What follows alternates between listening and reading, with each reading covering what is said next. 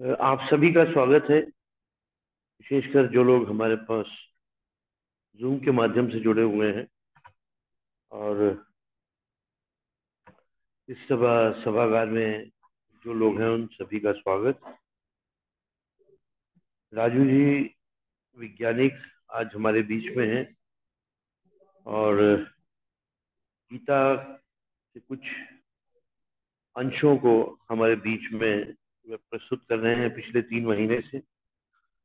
और महीने में एक सभा उनका होता है, तो आज जो है वो पार्ट 2 है। पिछला जो था कि गीता में शांति का मार्ग कहाँ है और कैसे है, तो उस पे वह चर्चा होगी।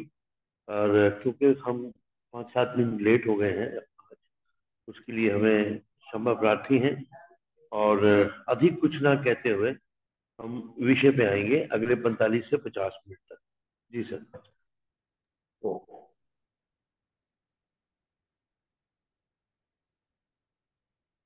आइए सभी मिलकर हम एक बार गायत्री महामंत्र का पाठ करें।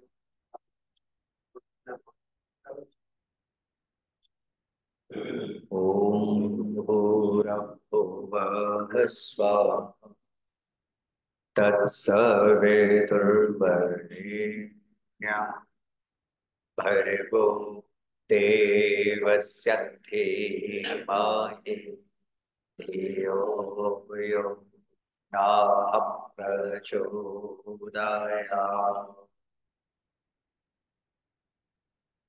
ओम योगे योगे तवस्तरम वाचे वाचे अवामहे सखाय इंद्रमुक्ताये सहनां भवतु सहनौ भुनक्तु सह वीर्यं कर्वावहै तेजस्विनावधीतमस्तु मा विद्विषावहै। शांति शांति शांति।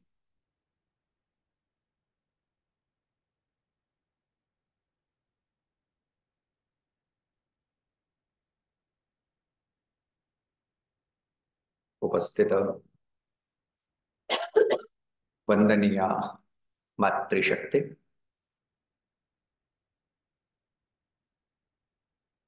इस आर्य समाज के माननीय मंत्री श्री अजय सहगल जी,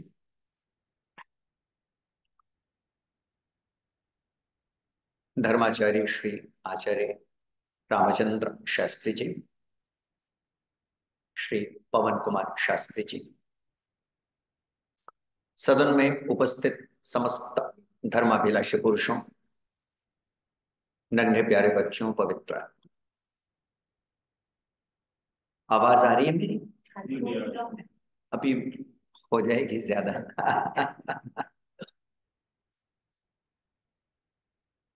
हाँ जी, ये लगा हुआ है। और परमेश्वर की असीम कृपा है, पुनः साप्ताहिक सत्संग के उपलक्ष्य में आप सबके दर्शन का सौभाग्य और कुछ कहने का अवसर मुझे प्राप्त हो रहा है। और जैसा कि आप सबको विदित है, सूचित भी किया गया कि आज जिस विषय पर मैं पुनः संक्षेप में आपके सामने चर्चा करूंगा, वह विषय है श्रीमद् भगवत गीता के भीतर शांति प्राप्ति का उपाय अथवा मार्ग।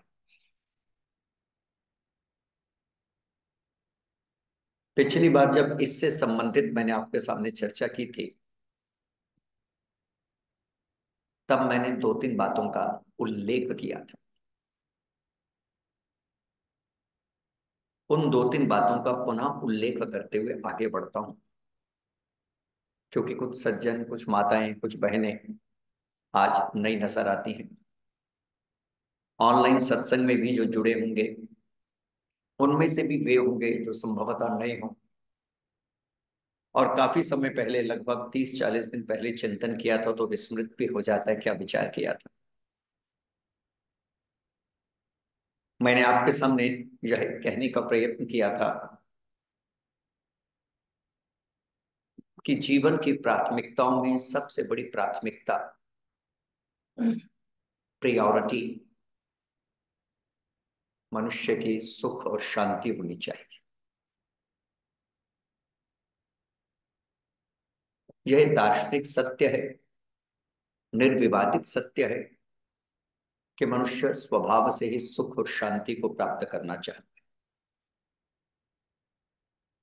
लेकिन समस्या यह है कि जिन साधनों से सुख, शांति, आनंद मिल सकता है, अथवा जिस मार्ग का सहारा लेते हुए सुख, शांति, आनंद को प्राप्त किया जा सकता है, मनुष्य उस पर चलने का प्रयत्न नहीं करता। यह बिल्कुल ऐसे है जैसे एक व्यक्ति धनवान होने का स्वप्न देखे। मैं धनवान हो गया, लखपति हो गया, करोड़पति हो गया, अरबपति हो गया, मेरे महल हो गए, मेरे नौकर हो गए, मेरे चाकर हो गए, मेरी कार्स हो गई, सारी की सारी दुनिया मेरी हो गई। स्वप्न देख रहा है लेकिन प्रयत्न नहीं कर। और आप भी जानते हैं, मानते हैं, स्वीकार करते हैं, स्वप्न देखने मात्र से कोई धनवान नहीं होता। यद्यपि स्वप्न देखना धनवान होने की प्रथम सीढ़ी है। अगर मनुष्य स्वप्न ही नहीं देखेगा, अर्थात उसके भीतर ये आकांक्षा ही नहीं होगी कि मैं धनवान बनूं, तो वो धनवान बन भी नहीं सकता। लेकिन यह भी सर्वविदित सत्य है, मात्र स्वप्न से ही धन की प्राप्ति नहीं होती, पद की प्राप्ति नहीं होती, प्रतिष्ठा की प्राप्ति नहीं होती, ऐश्वर्य की प्राप्ति नहीं होती, सुख शांति के द्वार नहीं खुलते। करना क्या होता है, उसका सीधा सा उत्तर हमारे ऋषियों ने दिया। आकांक्षा भी कीजिए, इच्छा भी कीजिए, और इच्छा के अनुरूप प्रयत्न भी कीजिए। विडंबना का कहाँ पे आती है? कई व्यक्ति इच्छा तो करते हैं, आकांक्षा तो करते हैं, प्रयत्न नहीं करते। और कई व्यक्ति यूं ही भागते दौड़ते प्रयत्न ही करते रहते हैं, कोई गाइडलाइन नहीं होती, कोई उद्देश्य नहीं होता। उद्देश्य क्या होना चाहिए? सुख और शांति। इच्छा होनी चाहिए सुख और शांति, पीसफुल सब्लाइम लाइफ, एक शांत, आह्लादित, संतुष्ट, प्रसन्न, प्रशांत जीवन। और उसके उपाय सभी शास्त्रकारों ने समय समय पर कहने का प्रयत्न किया। वेद के भीतर भी सुख शांति के अनुपम अमूल्य सूत्र बिखरे। उपनिषदों में भी चर्चा है, दर्शनों में भी चर्चा है, सत्यार्थ प्रकाश में भी चर्चा है, ऋषि ग्रंथों में भी चर्चा है। सर्वत्र सुख शांति के बहुमूल्य सूत्रों की चर्चा हमारे को दिखाई पड़ती है। लेकिन महाभारत के भीतर ऋषि व्यास ने श्रीमद् भगवद गीता के अंतर्गत भी बहुत सुंदर सुख और शांति के उपायों की चर्चा किया है, रास्ता बतलाया, मार्ग बतलाया। और उसमें से एक श्लोक को आधार बनाता हुआ मैं आपके समक्ष निवेदन करता हूं। यद्यपि बड़े सारे श्लोक ऐसे हैं जिसके भीतर कृष्ण इस बात की घोषणा कर रहे हैं, सशांतिम अधिगच्छति। सशांतिम अधिगच्छति अर्थात ऐसा व्यक्ति शांति को प्राप्त करता है। बड़े सारे श्लोकों में, 18 अध्याय के भिन्न भिन्न श्लोकों में अनेक स्थानों पर अनेक उपायों की चर्चा की। कुछ उपाय आइए विचार। दूसरा अध्याय है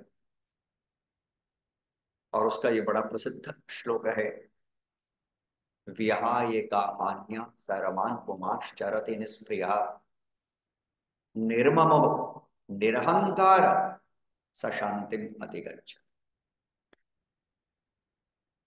बड़ा सीधा सा अर्थ है, जिस व्यक्ति ने व्यर्थ की कामनाओं का त्याग कर दिया।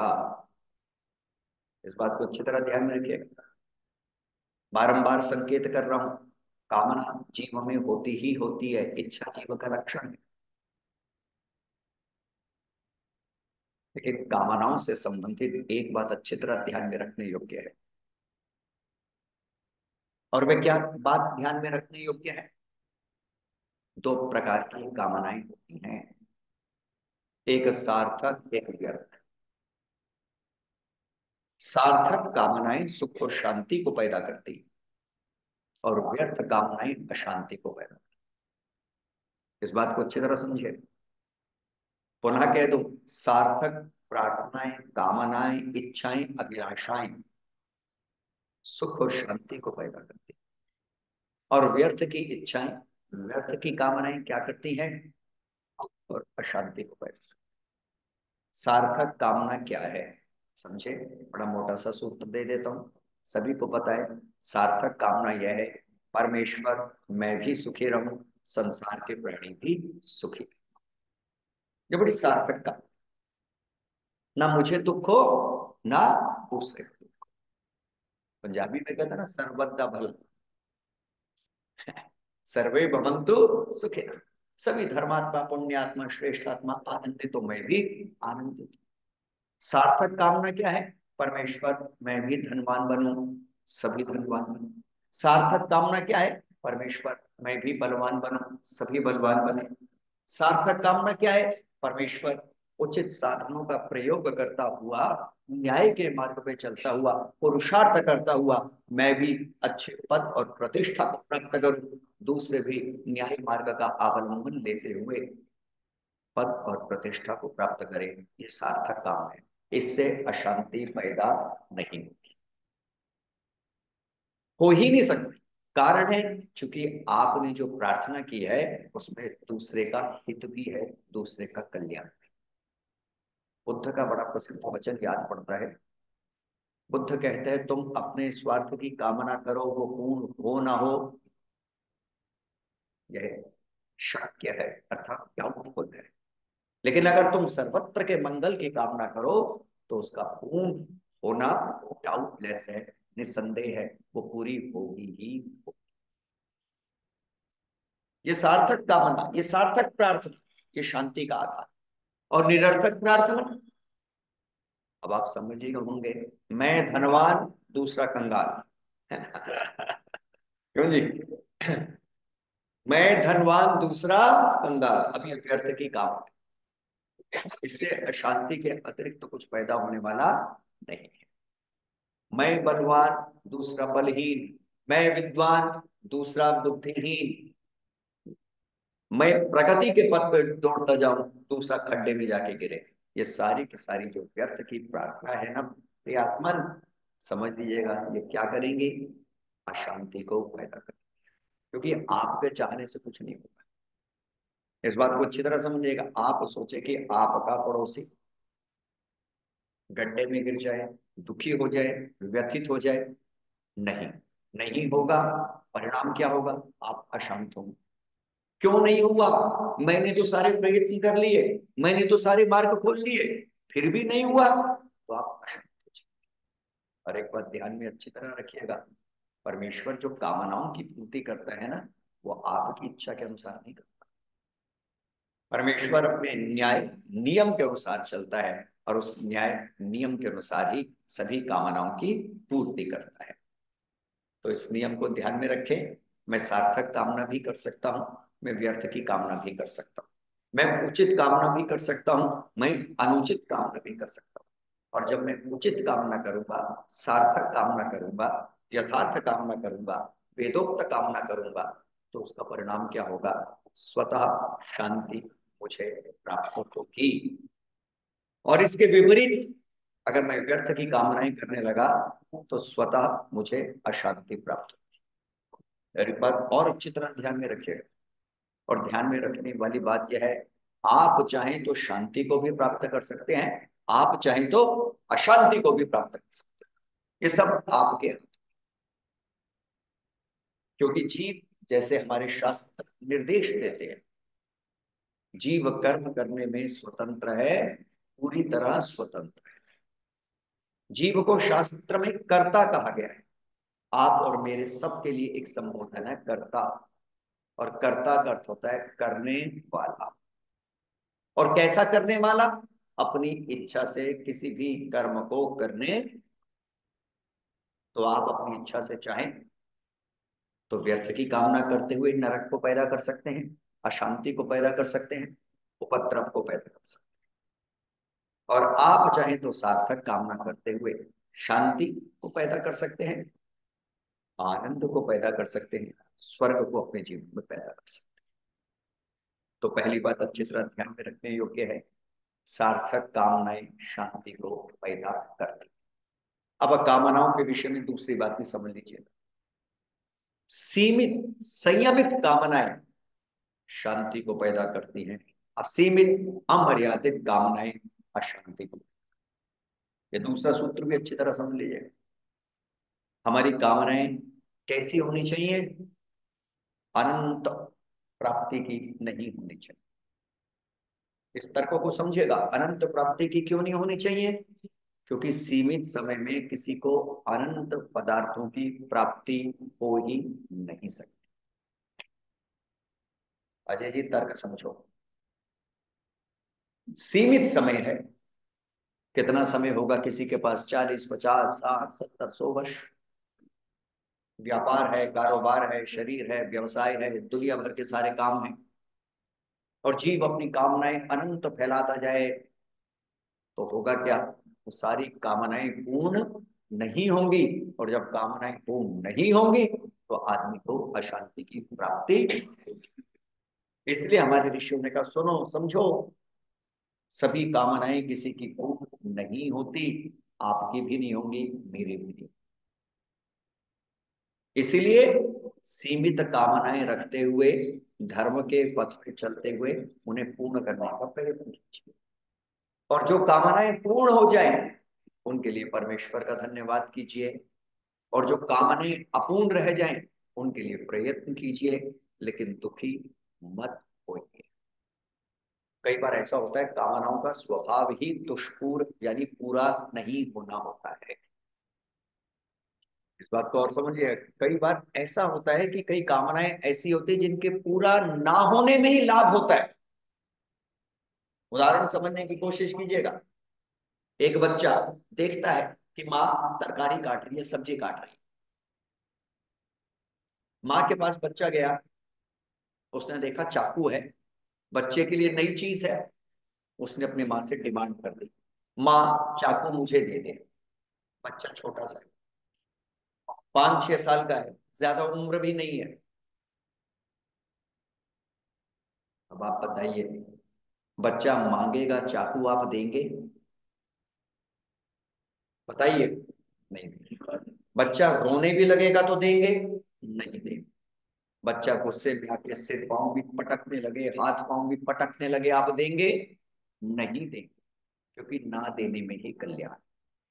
क्योंकि देंगे तो बच्चा अबोध है, इनोसेंट है, जानता कुछ नहीं है कि चाकू का क्या करना है। ऐसा ना हो अपने को ही घायल, अपने ही हाथ पांव काट ले, अपने को ही चोट कर ले। ऐसे ही समझने का प्रयत्न कीजिएगा। हमारी कुछ कामनाएं ऐसी होती हैं, जैसे एक छोटे बच्चे ने माँ से चाकू मांगा, माँ ने मना कर दिया, ऐसे ही परमेश्वर ने, नहीं भाई ना, इस कामना के पूर्ण ना होने में ही लाभ है ना, इस कामना के अपूर्त रहने में ही लाभ है। तो कई कामनाएं ऐसी भी होती हैं, लेकिन मूल में अच्छी तरह समझ लीजिएगा, सीमित शुद्ध कामनाएं। और वो भी सीमित शुद्ध कामनाएं भी कैसी? अपने सामर्थ्य के अनुसार। और फिर दूसरी उसमें एक बात और, सामर्थ्य सबका अलग अलग होता है। सामर्थ्य किसी का भी एक जैसा नहीं।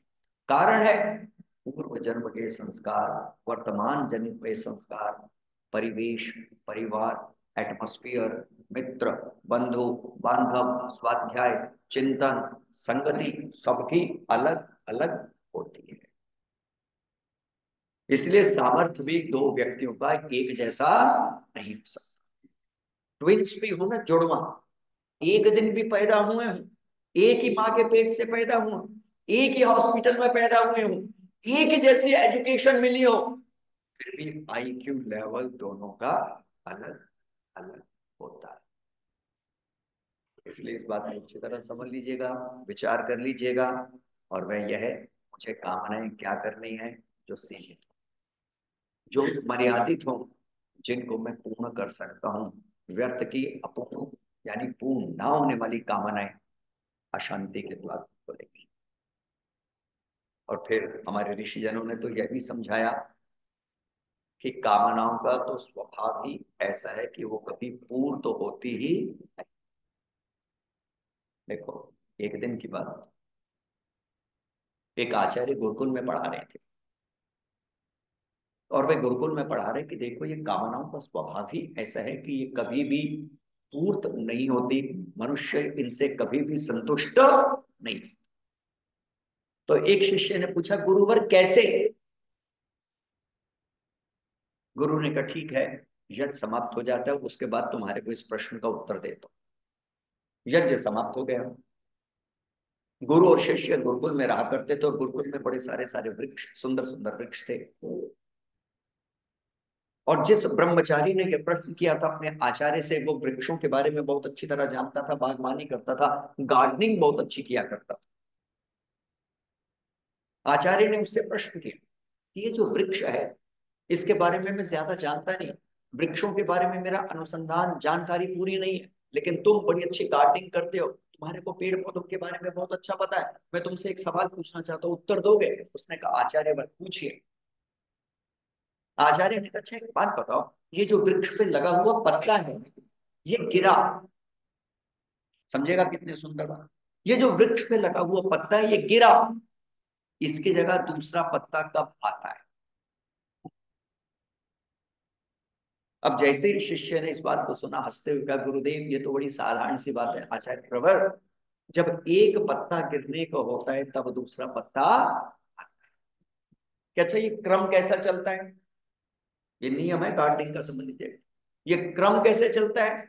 उसने कहा, अहर्निश चलता है, नॉन स्टॉप चलता है। एक गिरा, यानी गिरने को तैयार हुआ, दूसरा आ गया, अभी दूसरा गिरने को तैयार हुआ, तीसरा आ गया, तीसरा पत्ता गिरने को तैयार हुआ, चौथा पत्ता आ गया।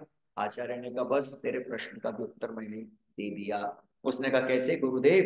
कि जैसे इस वृक्ष पर एक पत्ता जब गिरता है तभी दूसरा पत्ता आता है, एक गिरने को तैयार होता है, दूसरा आने को तैयार होता है, और ये क्रम अहर्निश यानी बिना रुके चलता रहता है। ऐसे ही मानस रूपी वृक्ष पे, मनुष्य के मानस रूपी मन रूपी वृक्ष पे भी एक इच्छा का पत्ता भी गिरता नहीं, एक इच्छा भी पूरी होती नहीं कि दूसरी इच्छा का पत्ता लगता है, दूसरी इच्छा भी गिरती नहीं कि तीसरी इच्छा का पत्ता लगता है। और परिणाम क्या होता है?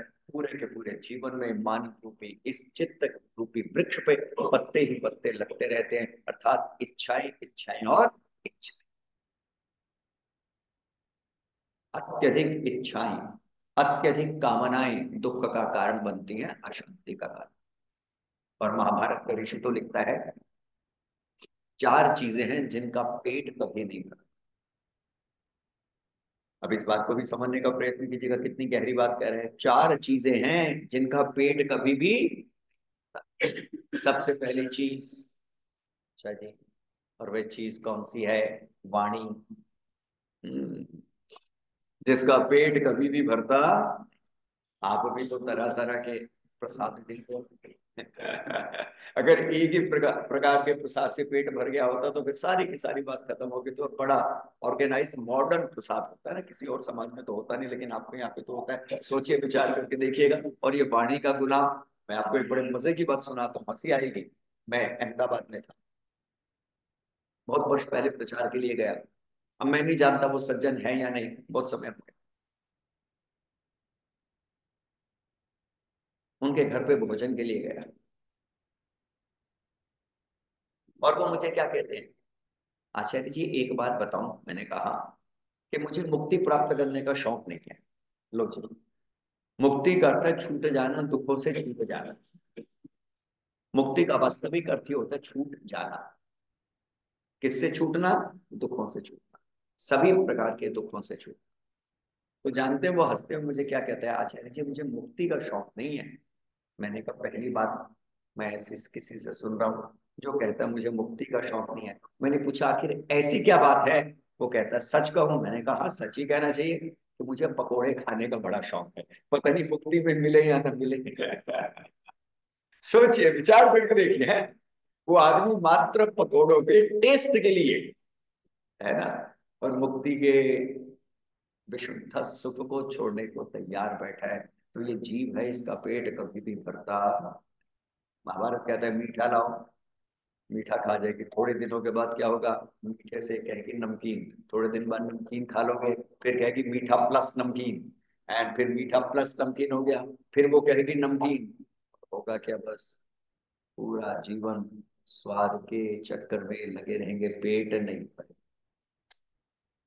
दूसरी चीज महाभारत का ऋषि लिखता है, समुद्र जिसका पेट कभी भी भरता।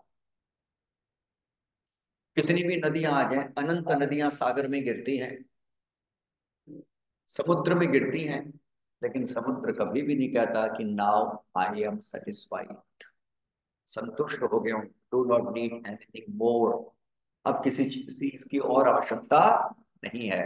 वो हर नदी के लिए अपने द्वार को खोल के रखता है, आओ समेट लूंगा। यद्यपि इसे देखने का दूसरा भी आयाम है, और वे आयाम क्या है, डायमेंशन क्या है, समुद्र की विशालता सबको अपने भीतर समेट लेता है। लेकिन यहाँ पे जो प्रसंग चल रहा है उसके अनुरूप पेट कभी भी भरता नहीं है, हर किसी को और नदी और नदी और महाभारत के ऋषि ने तो यहाँ तक तुलना की है।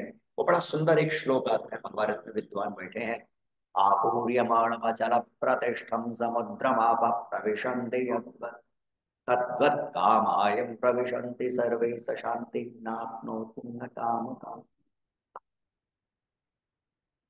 जैसे समझिएगा कितना सुंदर अर्थ है। नदियां समुद्र में मिलने से पहले गड़गड़ गड़गड़ करती रहती, लेकिन जैसे ही समुद्र में मिलती है शांत हो जाती।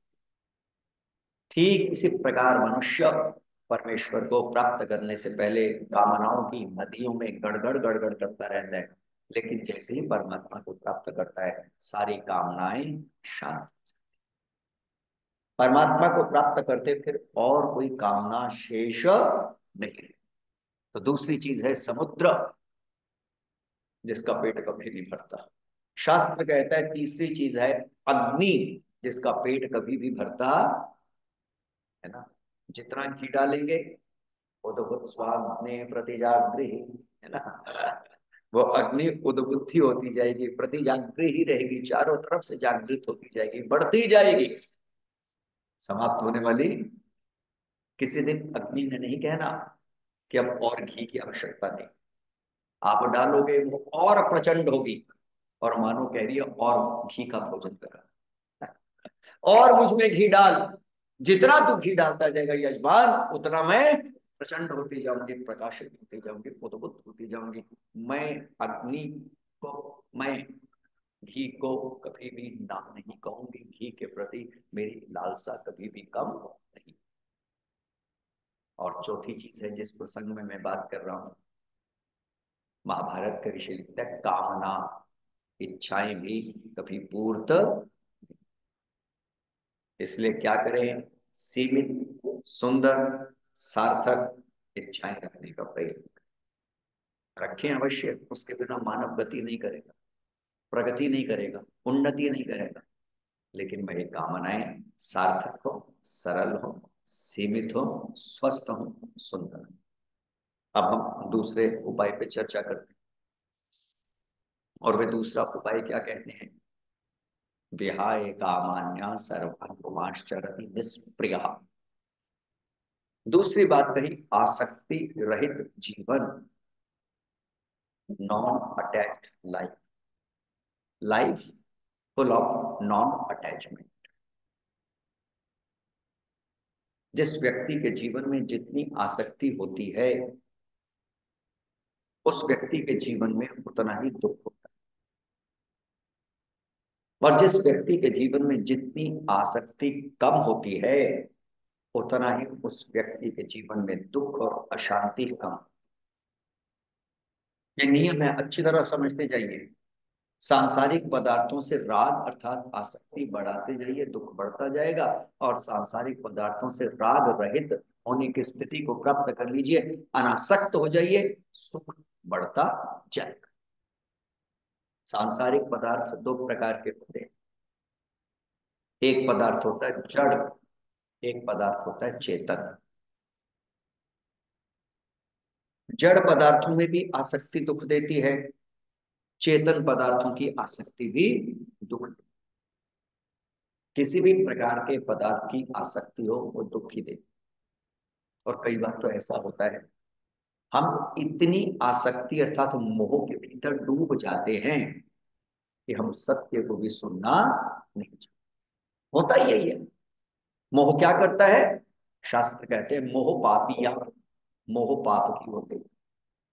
मोह क्या करता है? मोह आपको अंधा कर देता है, just make you blind. Arjun को जैसे मोह ने अंधा कर दिया। जब तक अर्जुन मैं और मेरे की आसक्ति में है तब तक वो दुखी है। समझ लीजिएगा, श्रीमद् भगवत गीता का ये सारा सूत्र है। अर्जुन जब तक मैं और मेरी की आसक्ति में है, पहले अध्याय को देखो, मैं दूसरे अध्याय के श्लोक की चर्चा कर रहा हूं शांति के संबंध में। पहले अध्याय को देखो जिसका नाम है विषाद योग, और विषाद का अर्थ ही होता है दुख, अशांति, फ्रस्ट्रेशन, डिप्रेशन। ये सारे के सारे अवसाद के अर्थ है, विषाद के अर्थ है। अर्जुन पहले अध्याय में विषाद में डूबा हुआ है, अशांति में डूबा हुआ है। क्यों कर डूबा हुआ है? क्योंकि वह आसक्ति में डूबा, राग में डूबा। और कृष्ण जानते हैं कि यही जो आसक्ति और अज्ञान है ना, अथवा अर्जुन का जो राग है, इसके दुख का कारण है। और श्री कृष्ण कौन है? अंतर समझिएगा। अर्जुन आसक्त चित्त का प्रतिनिधि है, इसीलिए अशांत है, और कृष्ण अनासक्त चित्त के प्रतिनिधि है, इसलिए आनंद। पूरे के पूरे जीवन को आप भगवान कृष्ण के अगर आप उठा के देखेंगे ना, तो एक बड़ा ही कॉमन फैक्टर दिखाई पड़ता है। और वह कॉमन फैक्टर क्या दिखाई पड़ता है? श्री कृष्ण की किसी भी प्रकार के पदार्थ में आसक्ति नहीं थी। और जब श्री कृष्ण की किसी भी प्रकार के पदार्थ में आसक्ति नहीं थी, इसलिए वो आनंदित रहे, कहीं पे भी दुखी नहीं हुए, कहीं पे भी व्यथित नहीं हुए, कहीं पर भी वो चिंतित नहीं। समझे कैसे? उदाहरण देता हूं, एक तो बातें समझेगा, हाँ और ना आप सब आप उत्तर देते जाएंगे। मथुरा को श्री कृष्ण ने जीता, वध किया, किसका वध किया जी? बोलो, कंस का। यद्यपि मामा था लेकिन अधर्मी था। अधर्मी तो कोई भी हो, अधर्मी तो अधर्मी होता है, ना वो मामा होता है, ना वो चाचा होता है, ना वो माँ होती है, ना वो बहन होता है, ना वो भाई होता है, ना वो भतीजा होता है, ना वो पत्नी होती है। अधर्मी का मतलब अधर्मी, उसको तो जड़ से उखाड़ फेंक देना चाहिए। क्योंकि जब व्यक्ति अधर्मी हो गया ना, तो उसके लिए संबंधों का कोई महत्व नहीं है। जो व्यक्ति अधर्मी हो गया, आज मान के चलिएगा कल वो आपके साथ भी अधर्म कर सकता है। आप खुश होंगे मेरा मित्र है, अधर्मी है, दूसरे को दुख दे रहा है, लेकिन जिसका स्वभाव भी अधर्म है, अर्थात दूसरे को दुख देना हो गया, कल को वो आपको भी दुख दे सकता, क्योंकि उसका स्वभाव। इसलिए अधर्मी किसी का भी मित्र नहीं होता, और किसी को भी अधर्मी को अपना मित्र बनाना भी नहीं चाहिए। कंस यद्यपि रिश्ते में मामा लगते हैं योगेश्वर कृष्ण के, लेकिन कृष्ण जानते हैं यह व्यक्ति मामा के नाम पे कलंक है। कैसा मामा है? मेरी मां को सताया। कैसा मामा है? मेरे पिता को सताया। कैसा मामा है कि मेरे ही नाना को जेल में बांध दिया, उनके राज्य को हड़प लिया। कैसा मामा है कि अपनी प्रजा को सताता है? यह व्यक्ति कोई व्यक्ति नहीं है, ये तो मानव तन के भीतर राक्षस है, अधर्मी है, अत्याचारी है। तब श्री कृष्ण ने क्या किया? सिर्फ एक ही तो काम पूरे जीवन के भीतर योगेश्वर कृष्ण ने किया, परित्राणाय साधूनां विनाशाय च दुष्कृता। जो दुष्कृत करने वाले थे, बुरे करने वाले थे, उनका नाश किया, और जो अच्छे करने वाले थे उनकी रक्षा की, धर्म की स्थापना की, पाप का नाश किया, प्राणियों में सद्भावना जागृत की। यही योगियों का काम होता है, जो श्री कृष्ण ने किया। तो समझिए, वध कर दिया। किसका वध कर दिया? छोटी उम्र के भीतर मामा कंस का।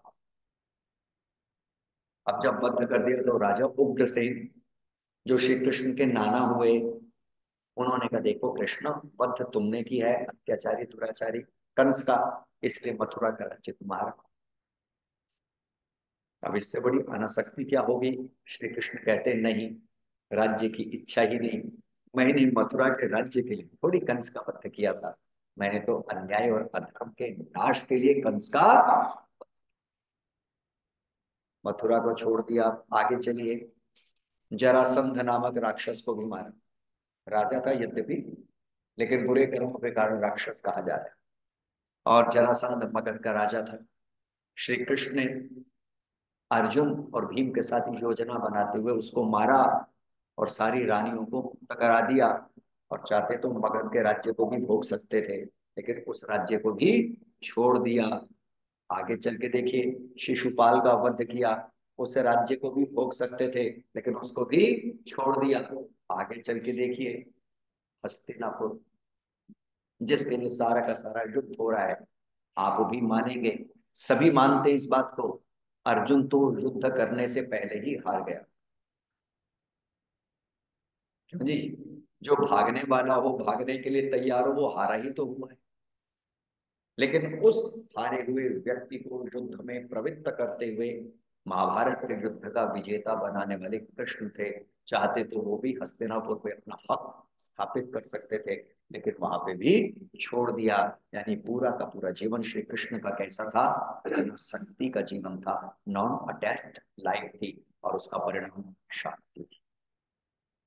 और हमारा जीवन कैसा होता है, क्यों कर हमारे जीवन में अशांति बढ़ती जाती है, उसका कारण ही केवल इतना है। और वह कारण क्या है कि हम हर वस्तु से, चाहे वो जड़ वस्तु हो अथवा चेतन वस्तु हो, उससे आसक्त हो जाते हैं, बिल्कुल अर्जुन की तरह। और जब आसक्त हो गए, जब जुड़ गए, लगाव हो गया, तो फिर परिणाम क्या होगा, उस लगाव के कारण अशांति पैदा होती है। क्योंकि संसार का कोई भी पदार्थ जो आपको मिला है, इस सत्य को समझ लीजिएगा, संसार का कोई भी पदार्थ चाहे आपको मिला है चाहे मुझे मिला है, सदा के लिए नहीं मिला।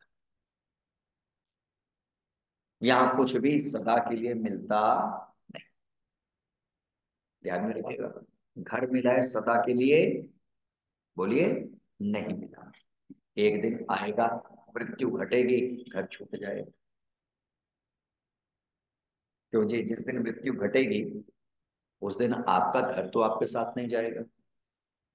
इसलिए तो भर्तृहरि ने जागृत करते हुए कहा, अनासक्ति को हमारे भीतर पैदा करते हुए कहा, संसार के पदार्थों में रहन और भ्रमण करने वालों, अथवा संसार के पदार्थों को चाहे जड़ हो अथवा चेतन, उसे अपना समझने वालों, थोड़ा जागो।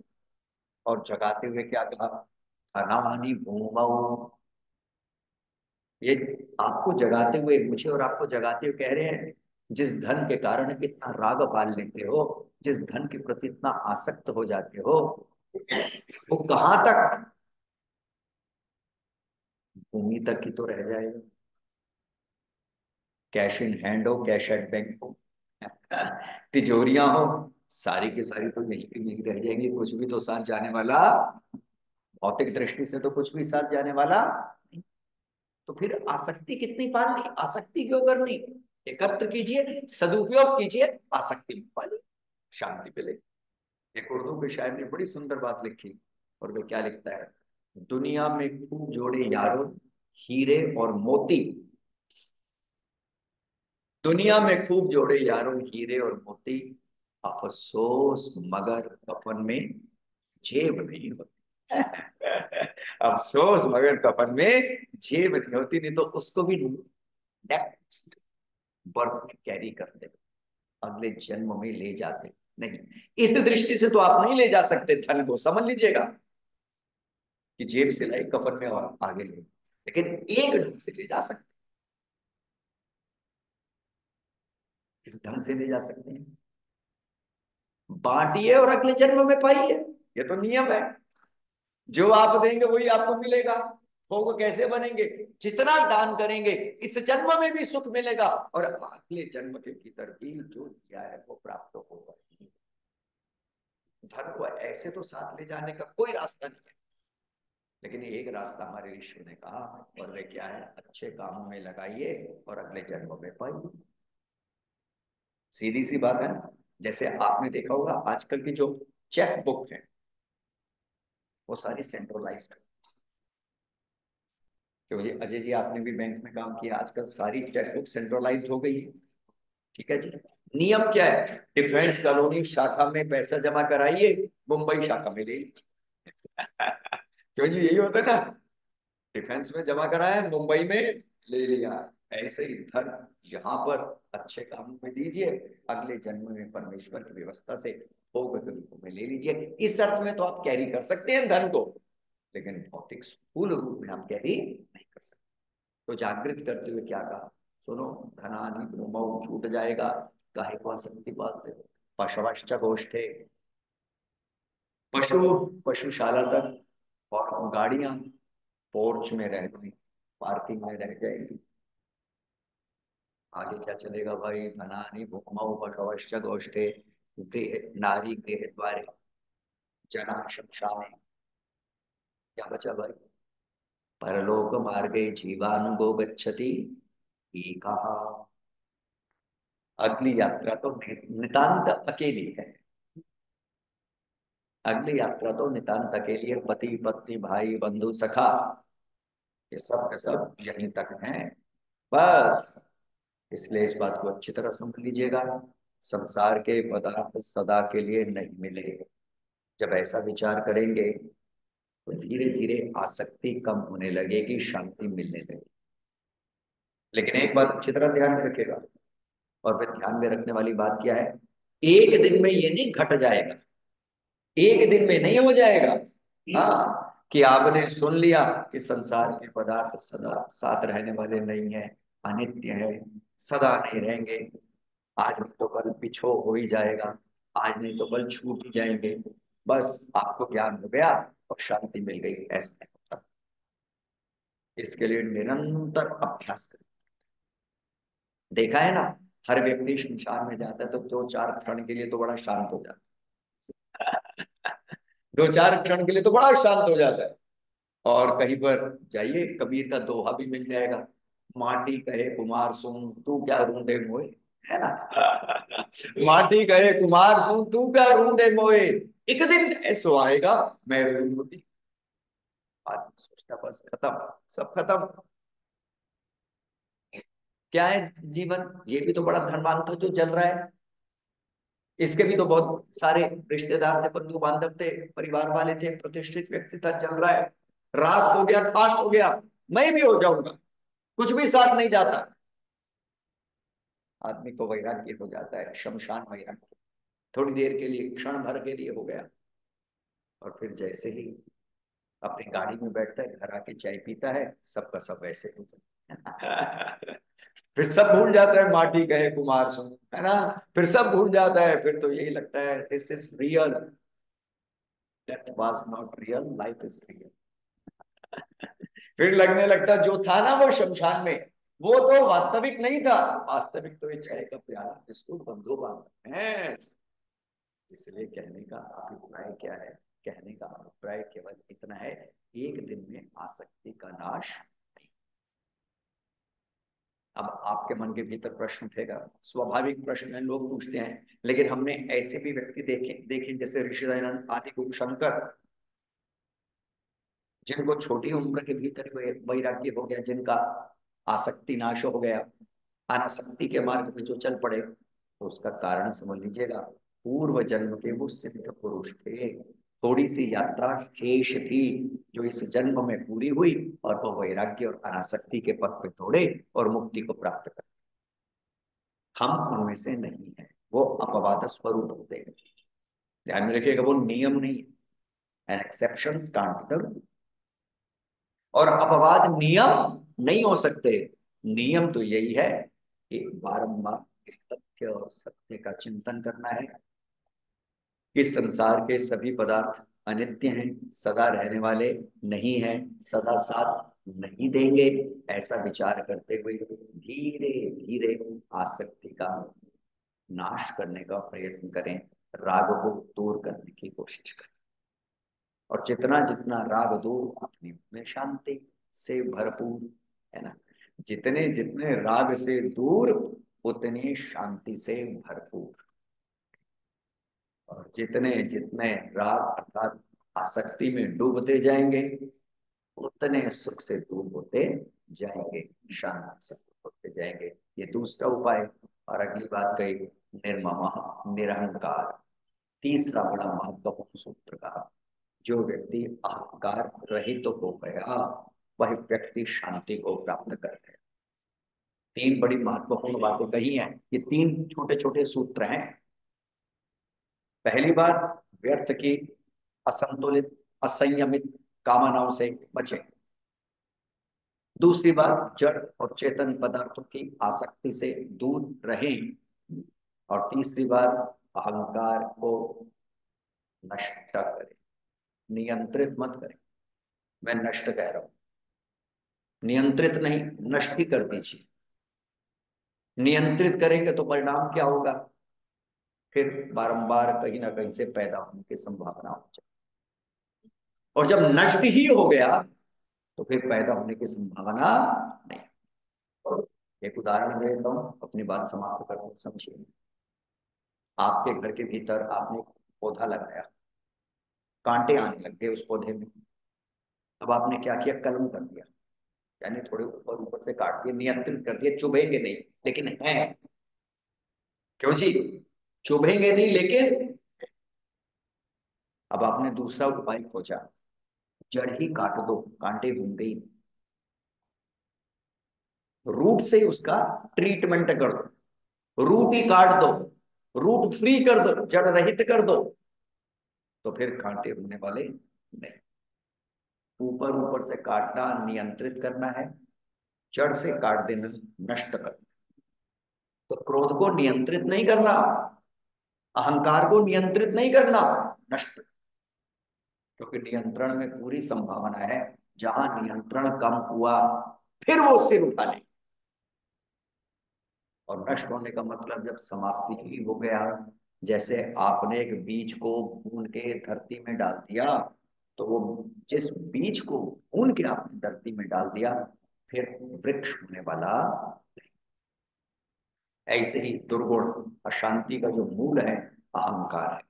आई एम समथिंग, यह अहंकार का मूल है। There is no one like me, यह अहंकार का आधार है। आम द सुपर सुपो, आम द सुप्रीम, यह अहंकार का आधार है। सब मेरे सामने झुके, यह अहंकार की चेष्टा है। तो भिन्न भिन्न प्रकार से अहंकार आक्रमण करता है, इससे बचे। और जो व्यक्ति जितना अहंकारी उतना दुखी, जो व्यक्ति जितना निरहंकारी उतना शांत। समझो, एक बात कहते हैं, समय लगभग समाप्ति की ओर है। तो अहंकारी व्यक्ति अंदर से यानी भीतर से कॉम्प्लेक्स से भी भरा होता है, तभी तो वो अहंकार यानी मैं कुछ हूं इस बात की घोषणा। हिटलर बहुत छोटा था कद से, ये इतिहासकार लिखते हैं, बहुत छोटा था। तो भगवान ने भी बड़ा विचित्र सा मजाक किया उसके साथ। हिटलर का जो सेनापति था वो बहुत लंबा था। Hitler was so small, he was so taller. तो हिटलर क्या करता था, अपने को छोटा ना दिखाऊं। तो पढ़िएगा इतिहास, उसकी ऑटोबायोग्राफी। वो क्या करता था पता है? मेज पे खड़ा होके, एक टेबल पे खड़ा होके भाषण देता था, ताकि वो छोटा ना लगे, टिकना ना लगे। इतना कॉम्प्लेक्स। अहंकारी में कॉम्प्लेक्स होता है, हीनता होती है, और उस हीनता को मिटाने के लिए वो अहंकार का आवरण होता है। तो एक दिन की बात है, जो उसका सेनापति था वो उससे लंबा था। उसने कह दिया अहंकार को ठेस पहुंचाते हुए हिटलर के, sir if you don't mind can I से वन थिंग। इंग्लिश की बात है क्या? हाँ बोलो बोलो, क्या कहना चाहते हो? कि मैं इतना ही कहना चाहता हूँ, आई ग्रेटर देन यू, मैं आपसे महान हूं। बात हूं, आप तो पिद्दे से हो, छोटे से हो, मैं बहुत महान हूं। अहंकारी हिटलर जानते हैं क्या जवाब देता है? Remember, you are taller than me but I am greater than you. तू मुझसे लंबा है लेकिन महान तो मैं ही हूं। तो अहंकारी की सारी चेष्टा यही रहती है, अपनी भीतर की हीनता को छिपाने की, और हीनता के कारण अशांति, और हीनता के कारण ही अहंकार। तो निरहंकार तीसरा गुण मार्ग उपाय बतलाया। इन उपायों का चिंतन कीजिए, चलिए, लगातार चलिए, श्रद्धा से चलिए, प्रेम पूर्वक चलिए, तो परमेश्वर की कृपा से शांत भी होंगे, आनंदित भी होंगे। आज इतना ही। आपने मेरी बात, इसके लिए आप सबका धन्यवाद। तो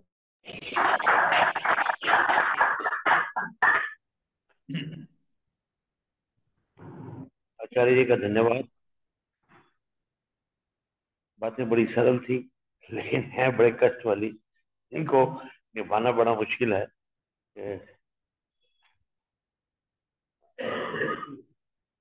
किसी के साथ सख्ती करना बड़ा मुश्किल है। फैमिली में पारिवारिक होते हुए बहुत मुश्किल है, लेकिन हो जाए तो बहुत ज्यादा आदमी सुखी हो जाता है। लेकिन अपनी अपनी कमजोरियां हैं। तो आज इतना ही हम कहेंगे कि अगली दफा फिर हम मंथ का जो एंड होता है उसमें इनका एक प्रवचन रहेगा गीता पे ही, और वो टॉपिक मैं आपको बता दिए जाऊंगा। आज का जो जन्म दिवस का है पलक चौहान जी का है। आज पलक चौहान जी की तरफ से ही चौहान परिवार की ओर से प्रसाद है। आ गया भी। हाँ। और उसके बाद एक हमारे बीच में डी ब्लॉक में परिवार है, गांधी परिवार। उनके दो अ, बच्चे हैं जुड़वा, लव गांधी और कुश गांधी। लव कुश से नाम है उनका। और उनका परिवार आर्य समाज में नहीं आता, लेकिन बहुत आर्य समाजी परिवार है। और खुद आके उन्होंने कहा कि हम यहाँ दिल्ली में शिफ्ट हुए हैं। काफी पुराने हैं हमारे मेंबर, लेकिन आर्य समाज में कभी अटेंड करने नहीं आए। और अब की जो सब्सक्रिप्शन भी है सबसे पहले वही देते हैं। उसके बाद हमें भी याद आता है कि ओहो इस साल की सब्सक्रिप्शन हमने लेनी है। आप भी देखिएगा किसका सब्सक्रिप्शन रह गया हो तो जरा हमें दे जाएंगे। तो जी, क्योंकि कई विदाउट सब्सक्रिप्शन वाले भी हैं। अब उनसे एक सदस्य हैं हमारी उसमें, वो जरूर दे जाएं। आचार्य जी अब सबके लिए आशीर्वाद के मंत्र बोलेंगे जी।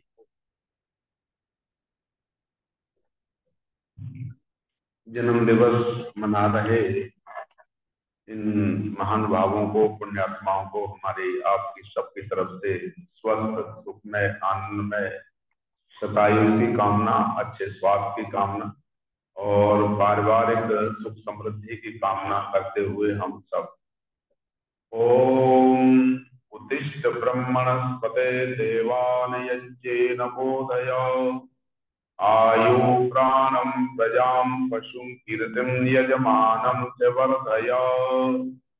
ओम स्वस्ति पन्थामनुचरेम सूर्या चन्द्रमसा विवा पुनर्ददता घनता जानता संगमे मही। ओम इंद्र श्रेष्ठानि द्रविणानि देहि सिद्धिं दक्षस्य सुभगत्वमस्मे। कोशं रयीणाम् अरिष्टिं तनूनां स्वादमानं वाचा सुदिनत्वमन्नाम्। ओम तच्चक्षुर्देवहितं पुरस्ता शुक्रं चरत पश्येम शरदा शतं जीवेम शरदा शतं शृणुयाम शरदा शतं प्रप्लवाम शरदाः शतमदीनाद्यां शरदा शतं भूयस्य शरदा शतात्। ओम स्वस्ति ओम स्वस्ति ओम स्वस्ति ओम